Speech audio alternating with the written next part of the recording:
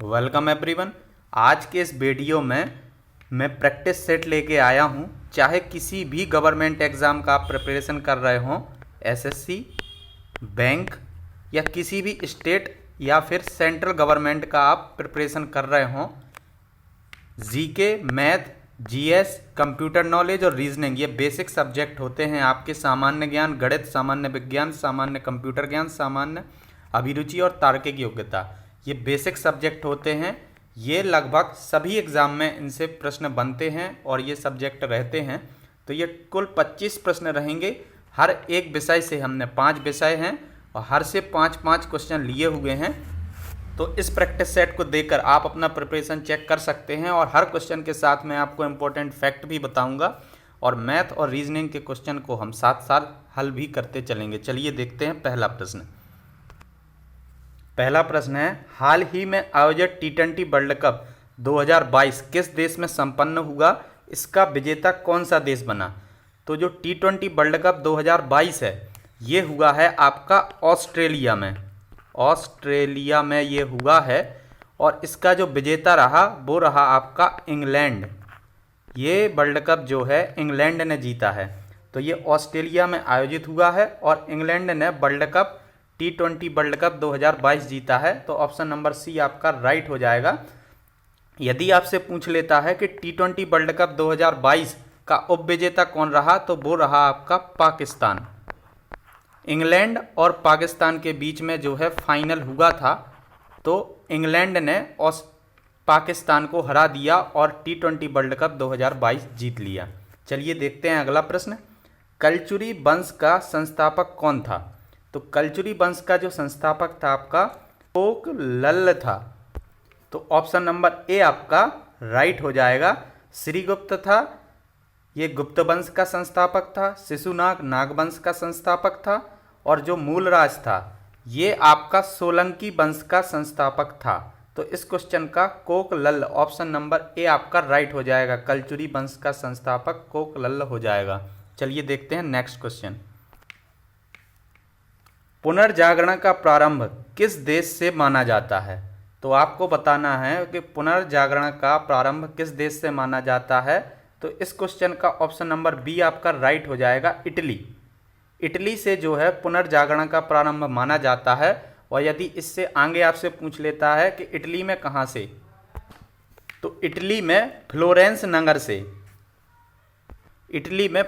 नगर से इसका पुनर्जागरण का प्रारंभ माना जाता है। चलिए अगला क्वेश्चन देखते हैं। माधव राष्ट्रीय उद्यान कहाँ स्थित है? तो माधव राष्ट्रीय उद्यान मध्य प्रदेश के शिवपुरी में स्थित है। ऑप्शन नंबर ए आपका राइट हो जाएगा। इसका यदि एरिया पूछ लेता है तो एरिया है आपका 354 वर्ग किलोमीटर और जो शुरुआत में इसका एरिया था जब इसका स्थापना हुआ था तो वो एरिया था इसका 167 किलोमीटर स्क्वायर। तो माधव राष्ट्रीय उद्यान मध्य प्रदेश के शिवपुरी में स्थित है। ऑप्शन नंबर ए आपका राइट हो जाएगा। देखते हैं नेक्स्ट क्वेश्चन। अगला क्वेश्चन है, दक्षिण भारत की सबसे लंबी नदी कौन सी है? तो दक्षिण भारत की सबसे लंबी नदी जो है वो गोदावरी है आपकी। प्रश्न में पूछा हुआ था दक्षिण भारत की सबसे लंबी नदी कौन सी है, तो गोदावरी है। जब भी आप किसी प्रैक्टिस सेट को देते हैं तो उस प्रैक्टिस सेट को पूरा दें और साथ ही साथ काउंट करते चलें कि आपके कितने आंसर राइट थे और कितने रॉन्ग थे, और उसको आप कमेंट बॉक्स में बताएं। यदि आप 25 में से 20 से ऊपर स्कोर करते हैं तो आपका प्रिपरेशन अच्छा चल रहा है, नहीं तो अभी आपको और भी ज़्यादा मेहनत करने का ज़रूरत है। ये जीके के क्वेश्चन थे 5, ये यहीं पे ख़त्म होते हैं। अब देखते हैं मैथ के क्वेश्चन। ये पहला क्वेश्चन है आपका मैथ का। 40 मीटर व्यास वाले वृत्ताकार पार्क में 2 मीटर चौड़ी सीमा के ठीक भीतर एक वृत्ताकार पथ है। पथ का क्षेत्रफल वर्ग मीटर है। हमें बताना है पथ का क्षेत्रफल कितने वर्ग मीटर है। तो हमें यहाँ पे दिया हुआ है 40 मीटर व्यास वाले। तो जब व्यास 40 है तो रेडियस कितना हो जाएगा पार्क का? 20 मीटर हो जाएगा। और जो सड़क है आपका वो 2 मीटर चौड़ी आपको दिया हुआ है, तो इसको हम स्मॉल आर लिख लेंगे और ये 2 मीटर चौड़ा हो गया आपका। इसके बाद जो पार्क का कुल क्षेत्रफल यदि हम निकालेंगे तो वृत्त का क्षेत्रफल हमारा क्या होता है? पाई आर स्क्वायर। तो पाई आर स्क्वायर इसमें हम लगा देंगे, तो जो कुल क्षेत्रफल हो जाएगा आपका, जो कैपिटल आर आपने माना था 20, जो है हमारा रेडियस है 40 क्योंकि हमारा व्यास था, डायामीटर था, तो ये हो जाएगा आपका 400 पाई। इसके बाद जब हमारा जो सड़क हमें दिया हुआ है कि 2 मीटर चौड़ा सड़क है, तो 20 में से 2 मीटर को हम घटा देंगे तो 18 मीटर मिल जाएगा। तो एक बार हम आर का वैल्यू यहाँ पे 20 रखा था, यहाँ पे 18 रख देंगे, तो ये हो जाएगा 324 पाई। और फिर हम 400 पाई में से 324 पाई घटा देंगे तो हमें मिल जाएगा 76 पाई। तो ये 76 पाई क्या हो जाएगा, आपका पथ का क्षेत्रफल हो जाएगा। ऑप्शन नंबर 2 आपका राइट हो जाएगा। चलिए देखते हैं अगला प्रश्न। एक पुस्तक और एक सीडी का एक साथ मूल्य में 230 रुपये है। एक पुस्तक और एक सीडी का हमें कुल मूल्य दिया हुआ है 230 रुपये। यदि सीडी का कुल मूल्य किताब से 60 रुपये ज़्यादा है तो पुस्तक का मूल्य कितना है। तो हम मान लेते हैं किताब को हम के लिख लेते हैं और सीडी को हम सी लिख लेते हैं। तो किताब का x मान लेते हैं, तो सीडी का दिया हुआ है किताब से 60 अधिक है तो x प्लस ये 60 हो जाएगा आपका। और जो कुल मूल्य दिया हुआ है हमें 230 रुपये, तो ये 230 हो जाएगा। तो यदि हम इन दोनों को जोड़ दें और इसके बराबर कर दें तो हमें x का मान मिल जाएगा, यानी किताब का मूल्य मिल जाएगा पुस्तक का। तो यहाँ पे जो है x प्लस 60 बराबर आपका हो जाएगा 230। तो आपका 2x प्लस 60 बराबर हो जाएगा 230। तो यहाँ से आपका 2x बराबर ये 60 वहाँ जाएगा, इस साइड जाएगा, पक्षांतर होगा, 230 में से 60 जाएगा तो कितना मिल जाएगा 170। और जब आप x में 170/2 होगा तो आपको कितना मिल जाएगा 85। 170 में जब आप 2 से भागा करोगे तो कितना मिल जाएगा 85। और यही हमें निकालना था, x हमने निकाल लिया, ये हमारा जो है पुस्तक था। तो किताब या पुस्तक एक ही बात है। तो ऑप्शन नंबर 1 आपका राइट हो जाएगा 85। हर क्वेश्चन को आपको साथ में हल करते चलना है और कमेंट बॉक्स में उसका आंसर देते जाना है। चलिए देखते हैं अगला प्रश्न। अगला प्रश्न है, श्रिया के पास 270 सिक्के हैं, उसके पास 2 रुपए के जितने सिक्के हैं उससे दोगुने 5 रुपए के सिक्के हैं, उसके 3/2 गुना 1 रुपए के सिक्के हैं। तो सबसे पहले हम देख लेते हैं 2 रुपये, 5 रुपये और 1 रुपए के सिक्के हैं। तो ये हमने 2 लिख लिया, ये 5 लिख लिया और ये 1 लिख लिया। अब प्रश्न में आपको दिया हुआ है उसके पास जितने 2 रुपए के सिक्के हैं उससे दोगुने 5 रुपए के सिक्के हैं। तो ये मान लिया ये x हैं, तो ये 2x हो गए। और आगे दिया है उसके 3/2 गुना 1 रुपए के सिक्के हैं, तो इसको हमने 3/2 लिख लिया x। अब इस अनुपात को हम सरल बना लेते हैं। तो इसको बटा में यहाँ पे 2 है, ये भिन्न के रूप में है 1 नंबर हमारा, तो इसको हम 2 से भागा कर देंगे तो ये डिवीज़न वाला जो है भिन्न से संख्या में बन जाएगा। तो ये 2x हो जाएगा। जब इसमें सभी के अनुपात में इसको बना लेंगे तो ये 2x हो जाएगा और इसमें भी 2 से गुणा होगा तो ये 4x हो जाएगा और यहाँ 2 से 2 कैंसिल हो जाएगा तो ये आपका 3x हो जाएगा। तो 2x, 4x और 3x हमने क्या बना लिया, ये अनुपात में इसको बना लिया। और कुल दिया हुआ है 270 सिक्के हैं, तो 270 सिक्के आपके पास कुल हैं। तो आप इन सभी को जोड़ देंगे तो ये हो जाएगा 9x बराबर 270। तो यहाँ से आपको x बराबर मिल जाएगा 30। अब आपको मिल गया यहाँ से x बराबर 30। तो यहाँ पर 2 रुपए के सिक्के कितने हो जाएंगे x, ये इस अनुपात को अब आप हटा दें क्योंकि इसको हमने सरल कर लिया था। तो ये 2x है, 2 रुपए के 2x हैं तो ये 60 हो जाएंगे। और 5 रुपए के जो है 4x सिक्के थे तो 30 चौको 12, 120 हो जाएंगे। और ये 3x हैं तो ये 30 तिया 90। तो ये हमारे पास 2 रुपए के 60 सिक्के हो गए, 5 रुपए के 120 हो गए और 1 रुपए के 90 हो गए। प्रश्न में पूछा हुआ है कुल कितनी राशि है। तो आप क्या करेंगे, 2 का गुणा 60 से कर देंगे क्योंकि ये सिक्के हैं हमारे, 120 कुल सिक्के हैं 5 रुपए के, दोनों का गुणा कर देंगे और 90 का गुणा 1 से कर देंगे। तो जब आप 120 का गुणा 5 में करोगे तो आपको मिल जाएगा, लाइन से करते हैं, 2 का गुणा 60 से करेंगे 120, 5 का गुणा 120 से करेंगे 600, ये 600 है आपका। और 1 का गुणा 90 से तो 90। तो हमने ये रुपए निकाल लिए, कितने हैं, 0 हो गया, 9 2 11, 11 का 1, हाथ का 1, 6 1 7 1 8, 810। कुल रुपए की राशि, जो कुल राशि है उसके पास, वो है 810 रुपये। ऑप्शन नंबर पहला आपका राइट हो जाएगा। देखते हैं अगला प्रश्न। यदि आपको कहीं पर भी क्वेश्चन में या उसके सॉल्यूशन में डाउट है तो आप वीडियो को बैक करके उसको देख सकते हैं। चलिए देखते हैं अगला क्वेश्चन।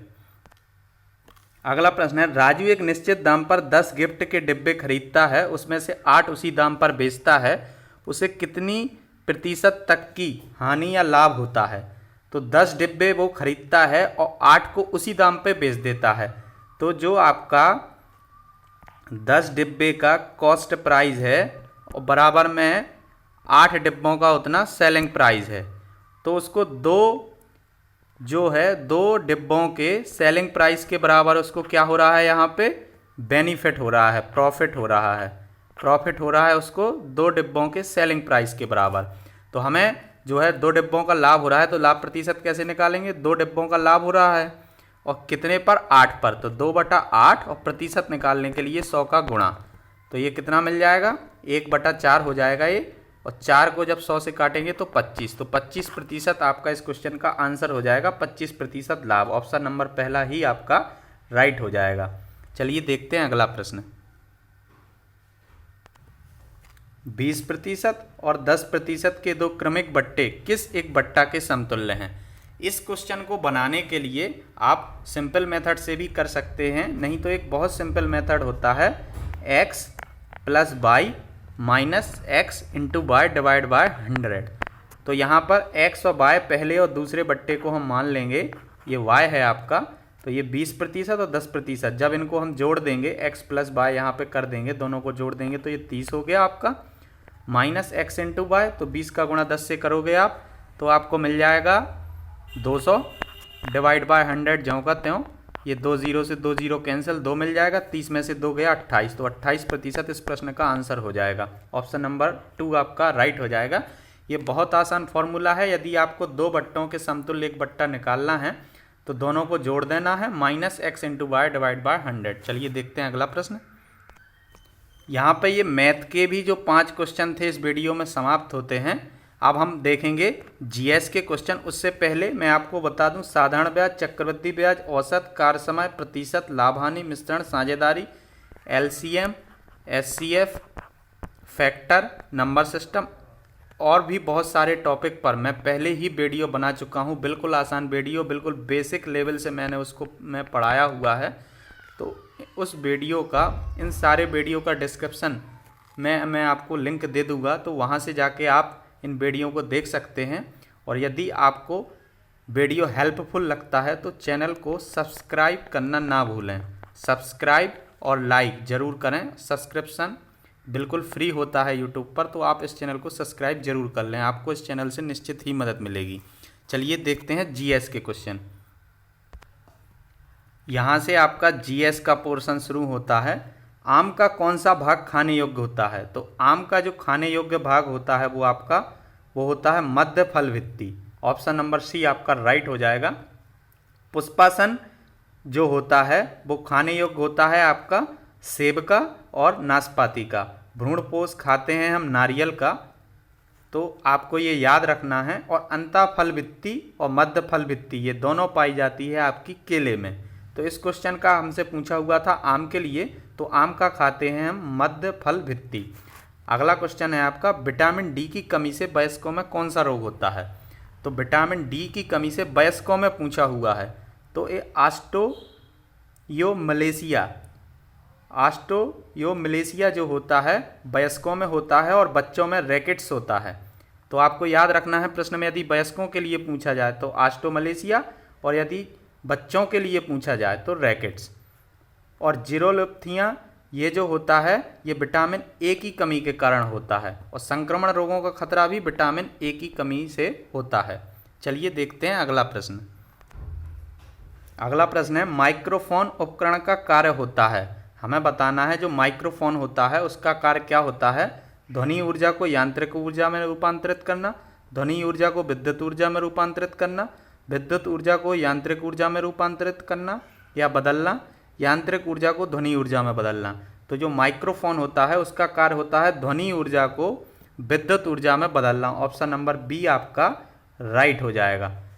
अगला क्वेश्चन है, निम्न में से किस माध्यम में ध्वनि की चाल सबसे अधिक होगी? तो जो ध्वनि की चाल होती है वो सबसे ज़्यादा होती है एल्यूमिनियम में। ये लगभग 6000 मीटर पर सेकंड जो होती है ये एल्यूमिनियम में होती है। और ये जो ऑप्शन दिए हुए हैं यहाँ पे, इसमें सबसे कम होता है कार्बन डाइऑक्साइड में। और यदि वायु के लिए आपसे पूछा जाए तो ये होता है 332 मीटर पर सेकंड एयर के लिए। और सबसे ज़्यादा यहाँ पे पूछा गया है तो ये एल्यूमिनियम के लिए होता है। चलिए देखते हैं अगला प्रश्न। जीवाणु से होने वाला रोग कौन सा नहीं है? आपको बताना है जीवाणु से होने वाला कौन सा रोग नहीं है। तो टिटनेस जीवाणु से होता है, हैजा भी जीवाणु से होता है और क्षय रोग भी जीवाणु से होता है। ये काला जार जो होता है ये आपका परजीवी से होता है। तो आपको याद रखना है टिटनेस, हैजा, क्षय रोग ये जो है जीवाणु से ही होते हैं। और कौन सा नहीं है या कौन सा रोग नहीं होता है हमें बताना था। तो ये काला जीवी जो है, ये काला जार जो है परजीवी से होता है। तो ऑप्शन नंबर डी आपका राइट हो जाएगा। ये जीएस के भी 5 प्रश्न समाप्त होते हैं। अब हम देखेंगे कंप्यूटर के प्रश्न। और यदि आपको किसी भी प्रश्न में, इस वीडियो में या किसी भी प्रश्न में कोई डाउट है तो आप कमेंट बॉक्स में बता दें, उसका निश्चित ही सॉल्यूशन आपको दे दिया जाएगा। चलिए पहला कंप्यूटर देखते हैं, पहला क्वेश्चन देखते हैं कंप्यूटर का। कीबोर्ड में फंक्शन की संख्या होती है तो 10 होती है, 11 होती है, 12 होती है या 13 होती है। जो ये आपको कीबोर्ड में F1, F2 ऐसे जो कीबोर्ड पर संख्याएं लिखी हुई होती हैं अल्फ़ाबेट, तो ये कहाँ तक लिखी हुई होती हैं? F12 तक लिखी हुई होती हैं। तो इसका मतलब है फंक्शन की 12 होती हैं। तो ऑप्शन नंबर सी आपका राइट हो जाएगा। सबसे ज़्यादा काम में आने वाला कैरेक्टर प्रिंटर कौन सा है? हमसे पूछा हुआ है सबसे ज़्यादा कार्य में आने वाला कैरेक्टर प्रिंटर। ऑप्शन है आपका लेज़र, लाइन, इंकजेट या डॉट मैट्रिक्स। तो इस क्वेश्चन का आंसर हो जाएगा आपका डॉट मैट्रिक्स। कैरेक्टर प्रिंटर यदि सबसे ज़्यादा कार्य में आने वाला आपसे पूछा जाए तो आपको लगाना है डॉट मैट्रिक्स। चलिए देखते हैं अगला प्रश्न। CD रोम का उपयोग होता है कॉम्पैक्ट डिस्क को रीड करने में, किसी भी सॉफ्टवेयर में, डिजिटल इन्फॉर्मेशन को नियंत्रित करने में, संगीत सुनने में। तो इस क्वेश्चन का आपका आंसर हो जाएगा option number A, compact disc को रीड करने में जो है CD रोम का उपयोग होता है। CD रोम का फुल फॉर्म होता है compact disc read only memory. चलिए अगला क्वेश्चन देखते हैं। इंटरनल स्टोरेज किस प्रकार का स्टोरेज है? ऑप्शन है आपका प्राइमरी, इनमें से कोई नहीं, वर्चुअल, सेकेंडरी। तो जो इंटरनल स्टोरेज है ये प्राइमरी मेमोरी के अंतर्गत आता है। जब अपने आप मोबाइल फ़ोन में जाते हैं इंटरनल स्टोरेज में, तो वो जो मेमोरी होती है आपकी, वो जो स्टोरेज होता है वो आपका प्राइमरी स्टोरेज होता है। जब आप उसमें अलग से कोई कार्ड लगाते हैं या USB लगाते हैं कार्ड, उसमें यदि आप लगाते हैं पेन ड्राइव लगाते हैं तो वो आपका सेकेंडरी स्टोरेज में आ जाएगा। चलिए अगला प्रश्न देखते हैं। अगला प्रश्न है, विशेष प्रकार के संगीत उपकरणों को साउंड कार्ड से कौन सा पोर्ट जोड़ता है? जो विशेष प्रकार के संगीत उपकरण आपके होते हैं तो साउंड कार्ड से कौन सा पोर्ट जोड़ता है? तो ऑप्शन है आपका USB, BUS, MIDI, MINI। तो MIDI जो ये पोर्ट होता है आपका MIDI, ये विशेष प्रकार के संगीत उपकरणों को जोड़ता है। ऑप्शन नंबर सी आपका राइट हो जाएगा। चलिए अब देखते हैं रीजनिंग के क्वेश्चन। प्रश्न चिन्ह के स्थान पे क्या आएगा? जो नंबर सिस्टम, ये नंबर सीरीज का क्वेश्चन है। तो 4 का जो संबंध 8 से है उसी तरह 25 का किससे है? तो जो 4 है इसको हम देखते हैं, ये 2 का स्क्वायर 4 होता है हमारा, 2 का क्यूब 8 होता है।